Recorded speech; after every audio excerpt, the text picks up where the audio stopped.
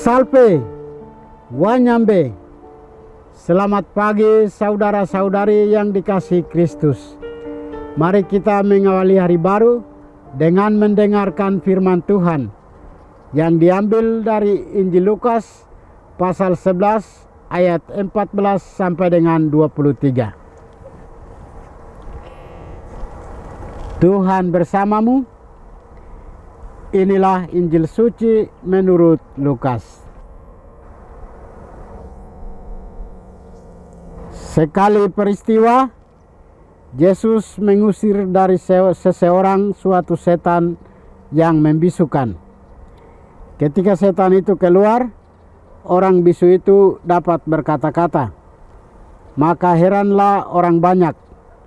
Tetapi ada di antara mereka yang berkata, ia mengusir setan dengan kuasa Beelzebul, penghulu setan. Ada pula yang meminta suatu tanda dari surga kepada Yesus untuk mencobai dia.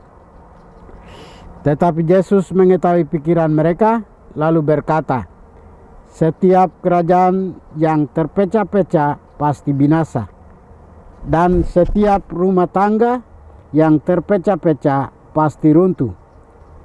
Jikalau iblis itu terbagi-bagi dan melawan dirinya sendiri, bagaimanakah kerajaannya dapat bertahan? Sebab kamu berkata bahwa aku mengusir setan dengan kuasa Beelzebul. Jadi, jika aku mengusir setan dengan kuasa Beelzebul, dengan kuasa apakah pengikut-pengikutmu mengusirnya? Nah, merekalah yang akan menjadikan hakimmu. Tetapi jika aku mengusir setan dengan kuasa Allah, maka sesungguhnya kerajaan Allah sudah datang kepadamu. Apabila seorang yang kuat dan bersenjata lengkap menjaga rumahnya sendiri, maka amanlah segala miliknya. Tetapi jika seorang yang lebih kuat daripadanya menyerang dan mengalahkannya, maka orang itu akan merampas perlengkapan senjata yang diandalkannya dan akan membagi-bagi rampasannya.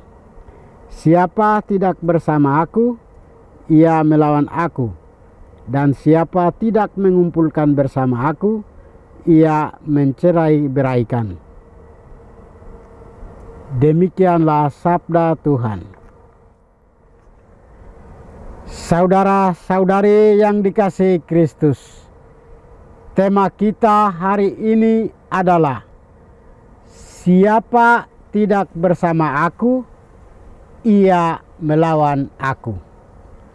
Dalam bacaan Injil hari ini mengisahkan Yesus mengusir setan dari seorang yang bisu dan ia dapat bicara. Melihat kejadian itu, reaksi orang pun bermacam-macam. Ada yang merasa heran dan tertegun. Ada juga yang tidak percaya, mencemooh dan menuduh Yesus mengusir setan dengan kuasa penghulu setan. Ada pula yang meminta tanda dari surga untuk mencobainya. Yesus memahami reaksi mereka, maka ia memberikan penjelasan kepada mereka. Namun mereka tetap tidak memahami. Untuk itu, Yesus dengan tegas mengatakan, siapa tidak bersama aku, ia melawan aku. Dan siapa tidak mengumpulkan bersama aku, ia mencerai-beraikan. Yesus menjelaskan bahwa tindakannya adalah bukti dari kuasa Allah yang hadir di tengah-tengah mereka. Ia juga mengajarkan bahwa siapapun yang tidak bersekutu dengannya, pada hakikatnya berada di pihak kekuatan jahat atau setan. Ada dua cara manusia memandang kenyataan, yaitu dengan menggunakan kacamata positif dan negatif. Maka Yesus mengajak kita untuk memilih dengan bijaksana.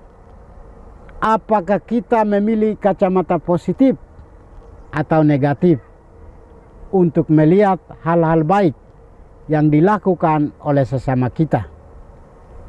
Yang dikehendaki Tuhan adalah menggunakan kacamata positif daripada negatif. Yang negatif akan mengarahkan kita kepada dosa dan menjauhkan kita dari Tuhan dan sesama.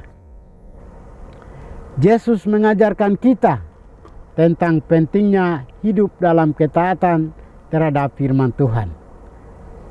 Tidak cukup kita hanya melakukan ritual keagamaan, tetapi juga penting bagi kita untuk hidup sesuai dengan prinsip-prinsipnya dalam segala aspek kehidupan kita. Saudara-saudari terkasih, kita harus menghindari kecenderungan untuk mengabaikan kebenaran dan memilih jalan yang mudah atau mengikuti arus dunia. Sebaliknya, kita harus bertekun dalam kebenaran, mengandalkan kuasa Allah, dan mengalahkan kekuatan jahat yang berusaha memengaruhi hidup kita. Sebagai orang beriman, kita harus percaya kepada kuasa Yesus dalam kehidupan kita. Yesus selalu berkarya dalam diri kita masing-masing, namun kadang kita tidak mampu untuk menyadarinya. Untuk menyadari akan kehadiran dan karya Yesus, kita harus membangun pertobatan sejati. Sebab pertobatan sejati itu berarti kita kembali ke pangkuan Yesus dan hidup bersama Dia. Marilah dalam masa Prapaskah ini kita membersihkan hati dan pikiran kita untuk menyongsong kebangkitan Tuhan, menghilangkan rasa curiga, dan selalu memakai kacamata positif agar kita semakin berkenan di hadapan Tuhan. Tuhan memberkati kita. Marilah kita berdoa. Tuhan, kami bersyukur kepadamu karena Engkau sudah menjaga kami saat kami tidur maupun bangun. Terima kasih untuk udara sejuk dan segar pagi ini. Kami mohon, bukalah mata hati kami dan mampukan kami untuk memandang kemurahan dan karya-Mu. Ya Tuhan, bimbinglah kami untuk menyadari kesalahan kami dan bertobat, agar dengan rendah hati kami mampu untuk membuka hati dan siap menerima rahmat-Mu dalam hati kami. Kristus terang dunia, berkatilah keluarga kami. Jadikanlah kami alat kasih-Mu dan pantaskanlah kami menjadi hamba-Mu yang setia. Demi Kristus Tuhan dan pengantara kami. Tuhan bersamamu. Semoga kita sekalian, orang-orang yang kita kasih dan doakan, seluruh aktivitas kita hari ini dilindungi, dibimbing, dan diberkati oleh berkat Allah yang Maha Kuasa. Dalam nama Bapa dan Putra dan Roh Kudus. Amin.